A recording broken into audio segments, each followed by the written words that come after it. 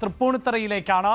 തൃപ്പൂണിത്തറ നിയമസഭാ മണ്ഡലം വരാൻ പോകുന്ന നിയമസഭാ തെരഞ്ഞെടുപ്പിൽ ശ്രദ്ധാകേന്ദ്രമാകുന്ന സാഹചര്യം ആണ് ഉള്ളത്. പ്രത്യേകിച്ച് അവിടെ ഇപ്പോഴത്തെ MLA ആയിട്ടുള്ള കെ ബാബു, ആ കെ ബാബുവിൻ്റെ പേരിന് തന്നെയാണ് UDFിൻ്റെ സ്ഥാനാർത്ഥി പട്ടികയിൽ പ്രഥമ പരിഗണന എന്നതിൽ തർക്കമില്ല. കെ ബാബുവിനെ സംബന്ധിച്ചിടത്തോളം കാലങ്ങളായി തൃപ്പൂണിത്തറയിൽ MLA ആയിട്ടുള്ള ആൾ തന്നെയാണ്. ഇപ്പോഴും തൃപ്പൂണിത്തറയുടെ MLA എന്ന നിലയിൽ തന്നെ കെ ബാബു പ്രവർത്തിക്കുന്നു. അതേസമയം മുൻ മന്ത്രി എന്ന ഉമ്മൻചാണ്ടി മന്ത്രിസഭയിൽ അടക്കം മന്ത്രിയായിരുന്നു എന്നത് എടുത്തു പറയേണ്ടതാണ്. ചില ആരോപണങ്ങളടക്കം മന്ത്രിസ്ഥാനത്ത് ഇരുന്നപ്പോൾ നേരിട്ടിരുന്നു എന്നതും വസ്തുതയാണ്. അതോടൊപ്പം തന്നെ കോൺഗ്രസിൻ്റെ ഏറ്റവും മുതിർന്ന നേതാക്കളിൽ ഒരാൾ എന്നതുകൊണ്ട് തന്നെ കെ ബാബുവിൻ്റെ പേരിന് തന്നെയാണ് ഏറ്റവും പരിഗണന എന്നതിൽ തർക്കമില്ല. പക്ഷേ കെ ബാബു ഇപ്പോൾ ആരോഗ്യ പ്രശ്നങ്ങൾ നേരിടുന്ന ഒരു പശ്ചാത്തലമുണ്ട്. അതോടൊപ്പം മുതിർന്ന നേതാക്കളിൽ ചിലരെയെങ്കിലും മാറ്റി നിർത്തിക്കൊണ്ട് പുതിയ ആളുകൾക്ക് അവസരങ്ങൾ നൽകുക എന്ന ഒരു സമീപനത്തിലേക്ക് പാർട്ടി പോകുന്നു എന്ന സൂചന കൂടി ഇപ്പോൾ പുറത്തു വരുന്നുണ്ട്. അങ്ങനെയെങ്കിൽ തൃപ്പൂണിത്തറയിൽ കെ ബാബു എടുക്കുന്ന നിലപാട് നിർണായകമാകും. അദ്ദേഹം മത്സരരംഗത്ത് ഉണ്ടാകുമോ എന്നതിൽ അദ്ദേഹത്തിൻ്റെ തന്നെ നിലപാട് എന്ത് എന്നതാണ് ഏറ്റവും പ്രധാനപ്പെട്ടതായി മാറാൻ പോകുന്നത്. അടുത്ത പേരുകളിൽ ഏറ്റവും മുന്നിൽ നിൽക്കുന്നത് രാജു പി നായരുടെ പേർ ആണ് എന്നതാണ് എടുത്തു പറയേണ്ടത്. തൃപ്പൂണിത്തറ ഉൾപ്പെടുന്ന മേഖലകളിൽ കോൺഗ്രസിൻ്റെ സജീവ മുഖമാണ്. നിലവിൽ DCCയുടെ ജനറൽ സെക്രട്ടറി എന്ന നിലയിൽ പ്രവർത്തിക്കുന്നുണ്ട്. ചാനൽ ചർച്ചകളിലെ സ്ഥിരം സാന്നിധ്യം കൂടിയാണ് രാജു പി നായർ എന്നതാണ് എടുത്തു പറയേണ്ടത്. മറ്റൊന്ന്, മുളന്തുരുത്തി ബ്ലോക്കിൻ്റെ മുൻ പ്രസിഡന്റ് കൂടിയായിരുന്നു ബ്ലോക്ക് പഞ്ചായത്ത്. അതിലെടുത്തു പറയേണ്ടത് തൃപ്പൂണിത്തറ നിയമസഭാ മണ്ഡലത്തിൻ്റെ ചില പ്രദേശങ്ങൾ, പ്രത്യേകിച്ച് ഉദയംപേരൂർ പോലെയുള്ള പ്രദേശങ്ങൾ ഉൾപ്പെടെ വരുന്ന ഒരു സാഹചര്യം ഉണ്ട് ഈ മുളന്തുരുത്തി ബ്ലോക്ക് പഞ്ചായത്തിന്. അതുകൊണ്ട് തന്നെ മുളന്തുരുത്തി ബ്ലോക്ക് പഞ്ചായത്ത് മുൻ പ്രസിഡന്റ് എന്ന നിലയിലുള്ള പ്രവർത്തനം കൂടി കൂടുതൽ കരുത്താകും എന്നുള്ളതാണ് രാജു പി നായരുടെ പേരിന് പ്രഥമ പരിഗണന ലഭിക്കുന്നത്. ഇത് മാത്രവുമല്ല, രാജു പി നായർ നിലവിൽ ഉദയംപേരൂർ സ്വദേശി എന്ന് തന്നെ നമുക്ക് പറയാൻ സാധിക്കും. അവിടെയാണ് ഇപ്പോൾ താമസിക്കുകയും ആ മേഖല കേന്ദ്രീകരിച്ചുകൊണ്ടാണ് രാജു പി നായരുടെ പ്രവർത്തനം മുന്നോട്ട് പോവുകയും ചെയ്യുന്നത്. സംസ്ഥാന നേതൃത്വത്തിന് മാത്രമല്ല ദേശീയ നേതൃത്വത്തിനും താല്പര്യമുള്ള ഒരു യുവ നേതാവ് കൂടിയാണ് രാജു പി നായർ എന്നത് എടുത്തു പറയേണ്ടതാണ്. രാഹുൽ ഗാന്ധി നയിച്ചിരുന്ന ഭാരത് ജോഡോ യാത്ര, ആ യാത്രയുടെ 2 യാത്രകളിലും കേരളത്തിൽ നിന്ന് പ്രതിനിധിയായി പങ്കെടുത്തിട്ടുള്ള ആൾ കൂടിയാണ് രാജു പി നായർ എന്നതും എടുത്തു പറയേണ്ടതാണ്. ഒപ്പം വയനാട് MPയുടെ മാധ്യമ ചുമതല, അതിൽ തന്നെ രാഹുൽ ഗാന്ധി വയനാട് MP ആയിരുന്നപ്പോഴും ഇപ്പോൾ പ്രിയങ്ക ഗാന്ധിയാണ് വയനാടിൻ്റെ MP. ഇപ്പോഴും ഈ മാധ്യമ ചുമതല ഉൾപ്പെടെ MPയുടെ പല PR വർക്കുകളും കേന്ദ്രീകരിക്കുന്നത് അല്ലെങ്കിൽ ക്രോഡീകരിക്കുന്നത് ഇപ്പോഴും രാജു പി നായർ തന്നെയാണ്. അതുകൊണ്ട് തന്നെ ഒരു പക്ഷേ കെ ബാബു മത്സര രംഗത്തേക്കില്ല അല്ലെങ്കിൽ താൻ മത്സരിക്കാനില്ല എന്ന ഒരു നിലപാട് സ്വീകരിക്കുകയാണ് എങ്കിൽ അവിടെ കോൺഗ്രസിനകത്ത് നിന്ന് പൊളിറ്റിക്കലി ഏറ്റവും കൂടുതൽ ആളുകൾ പിന്തുണയ്ക്കുന്നത് ഇപ്പോഴും രാജു പി നായരെ തന്നെയാണ്. സോഷ്യൽ മീഡിയകളിൽ അടക്കം രാജു പി നായരെ മത്സരിപ്പിക്കണം എന്ന ആവശ്യം ഉയരുന്നുണ്ട്. മത സാമുദായിക വോട്ടുകൾ നിർണായകമാകുന്ന ഒരിടം കൂടിയാണ്. കഴിഞ്ഞ തദ്ദേശ തെരഞ്ഞെടുപ്പിൽ തൃപ്പൂണിത്തറ മുനിസിപ്പാലിറ്റിയിൽ BJPക്കുണ്ടായ മേൽക്കൈ എന്നത് എടുത്തു പറയേണ്ടത് കൂടിയാണ്. അതുകൊണ്ട് തന്നെ രാജു പി നായരെ സ്ഥാനാർത്ഥിയാക്കണം എന്ന ഒരാവശ്യം ഉയർന്നു വരുന്നുണ്ട്. മറ്റൊരു പ്രധാനപ്പെട്ട പേര് ഇപ്പോൾ തൃപ്പൂണിത്തുറ മണ്ഡലത്തെ കേന്ദ്രീകരിച്ചിട്ടുള്ളത് രമേശ് പിഷാരടിയുടെ പേരാണ്. നമുക്കറിയാം ധർമ്മജൻ ബോൾഗാട്ടിയെ അടക്കം തെരഞ്ഞെടുപ്പിലൊക്കെ മത്സരിപ്പിച്ചിട്ടുള്ള ഒരു പശ്ചാത്തലമുണ്ട്. അത് എല്ലാ മുന്നണികളും അത്തരം പരീക്ഷണങ്ങൾ നടത്താറുണ്ട് എന്ന് നമുക്കറിയാം. ഇപ്പോൾ ഗണേഷ് കുമാർ മന്ത്രിയായത് അടക്കം അല്ലെങ്കിൽ സിനിമാ മേഖലയുമായി ബന്ധപ്പെട്ട് പ്രവർത്തിക്കുന്നുണ്ട്. അതോടൊപ്പം നിരവധിയായ താരങ്ങൾ വിവിധ രാഷ്ട്രീയ പാർട്ടികളുടെ ലേബലിൽ മത്സരിച്ചിട്ടുണ്ട്. ഇന്നസെൻ്റ് MP ആയ പശ്ചാത്തലമുണ്ട്. മുകേഷിൻ്റെ പേരുണ്ട്. ജഗദീഷ് മത്സരിച്ചിട്ടുണ്ട്. അങ്ങനെ ഭീമൻ രഘു അടക്കം തെരഞ്ഞെടുപ്പിലൊക്കെ മത്സരിച്ചിട്ടുള്ള സാഹചര്യമുണ്ട്.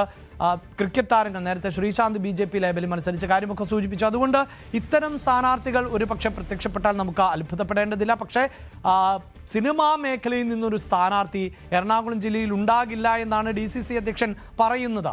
തെരഞ്ഞെടുപ്പാണ്, വിജയമാണ് അവിടെ പ്രധാനം. അതുകൊണ്ട് തന്നെ അതിലൊക്കെ ഏത് നിമിഷവും മാറ്റങ്ങൾ ഉണ്ടായേക്കാം.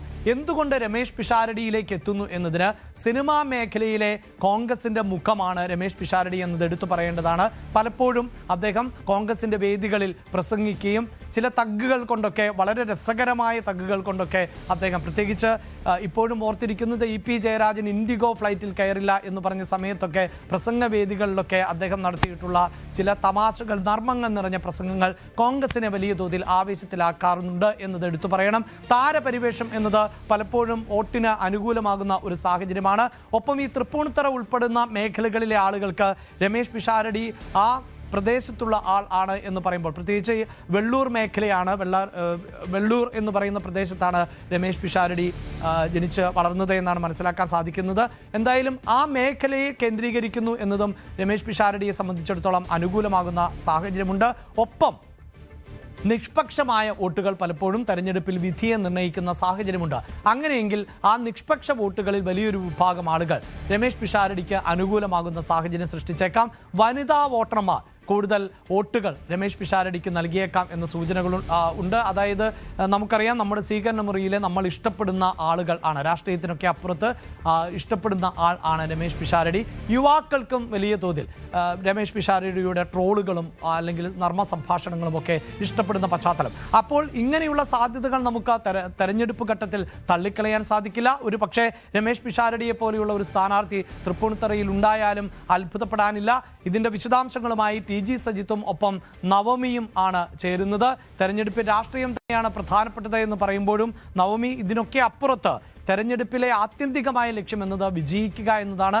അതുകൊണ്ട് തന്നെ പൊതുസമ്മതർ ആയിട്ടുള്ളവർ, സിനിമ, സ്പോർട്സ് മേഖലകളിൽ നിന്നുള്ളവർ, സാഹിത്യരംഗത്ത് നിന്നുള്ളവരൊക്കെ കേരളത്തിൻ്റെ ചരിത്രം പരിശോധിച്ചാൽ നിരവധിയായ ആളുകൾ അങ്ങനെ മത്സരിച്ചിട്ടുണ്ട്. ചിലർ വിജയിച്ചിട്ടുണ്ട്, ചിലർ പരാജയപ്പെട്ടിട്ടുണ്ട് എന്ന് മനസ്സിലാക്കാം. എന്താണിപ്പോൾ തൃപ്പൂണിത്തറയുടെ ഒരു ട്രെൻഡ്? അവിടെ UDFൻ്റെ പ്രതീക്ഷ എന്തുകൊണ്ട് ഈ പേരുകൾ ഇങ്ങനെ സജീവമായി കേൾക്കുന്നു?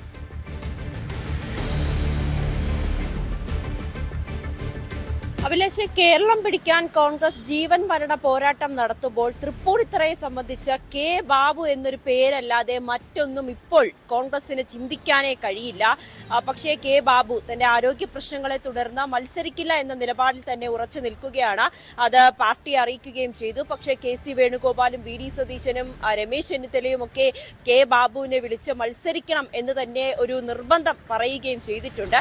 എന്തായാലും പാർട്ടിയെ സംബന്ധിച്ച് ഏറെ നിർണായക ഇത്തവണത്തെ തിരഞ്ഞെടുപ്പ്. അതുകൊണ്ട് തന്നെ ഒരു സീറ്റ് പോലും നഷ്ടപ്പെടരുതെന്ന കടുത്ത തീരുമാനത്തിൽ തന്നെയാണ്. പക്ഷേ കെ ബാബു പറയുന്നത് തന്റെ ആരോഗ്യ പ്രശ്നങ്ങളുണ്ട്, അതോടൊപ്പം തന്നെ പുതിയ തലമുറയ്ക്ക് വഴിമാറി കൊടുക്കേണ്ട സമയം കൂടിയായി എന്ന് 72-കാരൻ കെ ബാബു പാർട്ടിയോട് ഇതിനോടകം തന്നെ അറിയിക്കുകയും ചെയ്തു. ആ സാഹചര്യത്തിൽ ഇപ്പോൾ കെ ബാബുവിനെ മാറ്റി നിർത്തിയാൽ വളരെ കടുത്ത പോരാട്ടം തന്നെയായിരിക്കും മണ്ഡലത്തിൽ നടക്കുക. പ്രത്യേകിച്ച് M സ്വരാജ് പിടിച്ചെടുത്ത ഒരു മണ്ഡലം കൂടിയായിരുന്നു അന്ന്. ഈ ബാർക്കോഴ വിഷയവുമായി ബന്ധപ്പെട്ട് തന്നെ വലിയൊരു തിരിച്ചടി കെ ബാബുവിന് അവിടെ ഏൽക്കുകയും ചെയ്തു. 1991 മുതൽ ബാബുവിന്റെ മണ്ഡലം തന്നെയായിരുന്നു തൃപ്പൂണിത്തറ. ഈ തൃപ്പൂണിത്തറ മണ്ഡലത്തിന്റെ ഒരു ചരിത്രം നോക്കുകയാണെങ്കിൽ അതൊരു ഇടത് അനുകൂലമാണെങ്കിലും അവിടെ ഒരു ചരിത്രം സൃഷ്ടിക്കുന്നത് എപ്പോഴും കോൺഗ്രസ് തന്നെയായിരിക്കും. അതിൽ പ്രധാനമായും CPMന്റെ ഉൾപാർട്ടി പ്രശ്നങ്ങൾ, പ്രാദേശിക പ്രശ്നങ്ങൾ തന്നെയാണ് പാർട്ടിക്ക് എപ്പോഴും തിരിച്ചടിയാകുന്നത്. ഇപ്പോൾ നേരത്തെ അഭിലാഷ് സൂചിപ്പിച്ചതുപോലെ തന്നെ രാജു P നായരെ ഒക്കെ അവിടെ ഇപ്പോൾ പരിഗണനയിലുണ്ട്. കെ ബാബു അല്ലെങ്കിൽ പിന്നെ ആര് ആ മണ്ഡലം പിടിക്കുവാൻ അല്ലെങ്കിൽ ആ മണ്ഡലം നിലനിർത്തുവാൻ മറ്റാരെയായിരിക്കും കോൺഗ്രസ് ഇറക്കുക എന്നത് ഏറെ നിർണായകമായിട്ടുള്ള ഒരു കാര്യം തന്നെയാണ്. കെ ബാബു ആണ് മത്സരിക്കുന്നതെങ്കിൽ സ്വാഭാവികമായും M സ്വരാജിനെ രംഗത്തിറക്കാൻ തന്നെയായിരിക്കും CPM തീരുമാനിക്കുക. അത് കോൺഗ്രസിന്റെ സ്ഥാനാർത്ഥി നിർണയത്തിന് ശേഷം മാത്രമായിരിക്കും CPM അവിടെ തങ്ങളുടെ സ്ഥാനാർത്ഥിയെ പ്രഖ്യാപിക്കുക എന്നതാണ് ഇപ്പോൾ നമുക്ക് ലഭ്യമാകുന്ന വിവരവും. കെ ബാബു അല്ല എന്നുണ്ടെങ്കിൽ പിന്നീട് ആരാണ്? ഈ രാജു P നായരുടെ പേരാണ്. അത് പ്രതിപക്ഷ നേതാവ് VD സതീശന്റെ വിശ്വസ്തൻ കൂടിയാണ് രാജു P നായർ.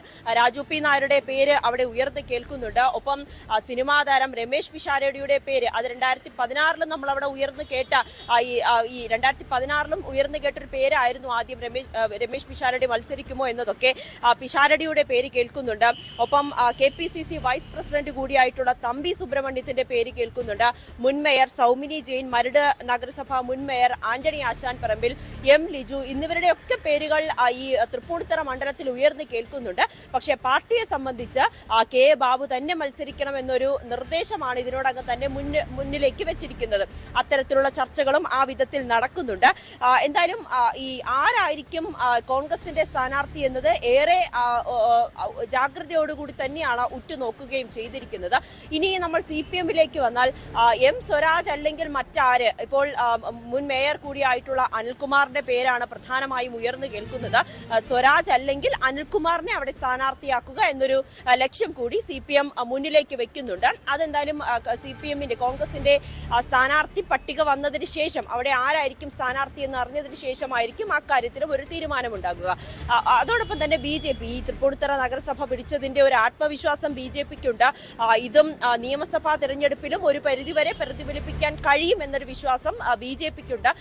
അവരും ഇത്തരത്തിലൊരു പ്രധാനപ്പെട്ട അല്ലെങ്കിൽ ഒരു കുറച്ചുകൂടി പാർട്ടിയിൽ സജീവമാകുന്ന എറണാകുളത്തിന് പരിചയമുള്ള ഒരു വ്യക്തിയെ അവിടെ സ്ഥാനാർത്ഥിയായി നിർത്തണം എന്ന് തന്നെയാണ് BJP തീരുമാനിച്ചിരിക്കുന്നത്. അതിൽ മേജർ രവിയുടെ പേരടക്കം, മേജർ രവി, TP സെൻകുമാർ അടക്കമുള്ളവരുടെ പേരുമൊക്കെ ഉയർന്നു കേൾക്കുന്നുണ്ട്.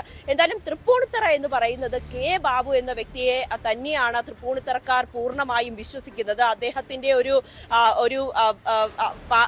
ഈ മണ്ഡലത്തിൽ അദ്ദേഹത്തിന്റെ ഒരു പ്രശസ്തി, അല്ലെങ്കിൽ മണ്ഡലത്തിൽ അദ്ദേഹം ഓരോ വീടുകളും കയറി ഇറങ്ങി ഓരോ വ്യക്തികളെയും നേരിട്ട് കണ്ട് അത്രയേറെ ആഴത്തിൽ ആളുകളിലേക്ക് ഇറങ്ങി ചെല്ലുന്ന ഒരു വ്യക്തി കൂടിയാണ് K ബാബു.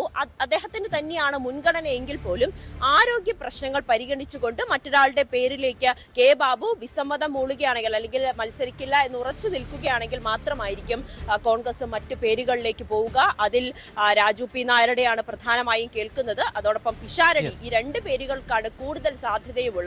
എന്തായാലും തൃപ്പൂണിത്തുറയിൽ ഈ പറയുന്നത് പോലെ നേരത്തെ ഈ തെരഞ്ഞെടുപ്പ്, ഈ നഗരസഭ BJP പിടിച്ചത് കൊണ്ട് തന്നെ CPM-ഉം കോൺഗ്രസും ശക്തമായിട്ടുള്ള പ്രചാരണത്തിലേക്ക് പോകുവാനും മണ്ഡലം പിടിക്കുക എന്നൊരു ലക്ഷ്യത്തോടു കൂടി തന്നെയാണ് മറ്റ് രണ്ട് പാർട്ടികളും രംഗത്ത് ഇറങ്ങാൻ പോകുന്നത്. എന്തായാലും ഉടനെ തന്നെ നമുക്കറിയാം കോൺഗ്രസ് ഇപ്പോൾ തന്നെ പ്രചാരണങ്ങൾ അല്ലെങ്കിൽ പ്രവർത്തനങ്ങളെല്ലാം ശക്തമാക്കിയിരിക്കുകയാണ്. തൃപ്പൂണിത്തുറയിലും അത്തരത്തിലുള്ള ചില വേരുറപ്പിക്കലൊക്കെ ഇതിനോടകം നടത്തിയിട്ടുണ്ട്. ഇനി സ്ഥാനാർത്ഥി പ്രഖ്യാപനം മാത്രം അറിഞ്ഞാൽ മതിയാകും. എന്തായാലും അഭിലാഷ്, നമ്മൾ തൃപ്പൂണിത്തുറയിലും വലിയൊരു മത്സരം തന്നെ, K ബാബു അല്ലെങ്കിൽ വലിയൊരു മത്സരം തന്നെ പ്രതീക്ഷിക്കാം.